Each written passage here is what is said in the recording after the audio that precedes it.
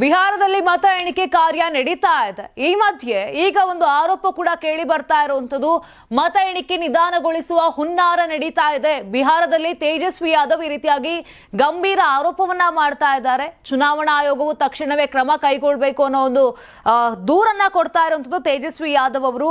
ಮತ ಎಣಿಕೆ ಪ್ರಕ್ರಿಯೆಯು ಸಂಪೂರ್ಣವಾಗಿ ಪಾರದರ್ಶಕವಾಗಿರಬೇಕು, ನ್ಯಾಯಯುತವಾಗಿರಬೇಕು, ಯಾವುದೇ ಒತ್ತಡವಿಲ್ಲದೆ ಪೂರ್ಣಗೊಳ್ಳಬೇಕು. ಈ ರೀತಿಯಾಗಿ ಚುನಾವಣಾ ಆಯೋಗಕ್ಕೆ ತೇಜಸ್ವಿ ಯಾದವ್ ಅವರು ಒತ್ತಾಯವನ್ನ ಮಾಡ್ತಾ ಇದ್ದಾರೆ. ಒಂದು ಈಗ ಆಲ್ರೆಡಿ ಹಿಂದೆ ಮಾತು ಕೂಡ ಇತ್ತು, ಏನು ಈಗ ಕಾಂಗ್ರೆಸ್ ಪಕ್ಷದ ನಾಯಕರಾಗಿರುವಂತಹ ರಾಹುಲ್ ಗಾಂಧಿ ಅವರು ವೋಟ್ ಚೋರಿಯ ಒಂದು ಆರೋಪವನ್ನ ಕೂಡ ಚುನಾವಣಾ ಆಯೋಗದ ಮೇಲೆ ಮಾಡಿದ್ರು. ಈ ಬಾರಿ ಏನು ತೇಜಸ್ವಿ ಅವರ ಪಕ್ಷ ಮತ್ತು ಕಾಂಗ್ರೆಸ್ ಪಕ್ಷ ಎರಡು ಕೂಡ ಮೈತ್ರಿಕೂಟವನ್ನ ಮಾಡಿಕೊಂಡಿದೆ.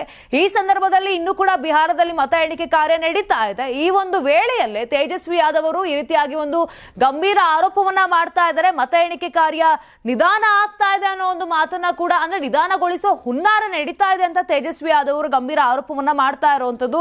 ಇನ್ನು ನ್ಯಾಯಯುತವಾಗಿ ಮಾಡಬೇಕು, ಪಾರದರ್ಶಕವಾಗಿ ಮಾಡಬೇಕು ಅಂತ ಚುನಾವಣಾ ಆಯೋಗಕ್ಕೆ ಮನವಿಯನ್ನ ಮಾಡ್ತಾ ಇದ್ದಾರೆ ತೇಜಸ್ವಿ ಯಾದವ್ ಅವರು.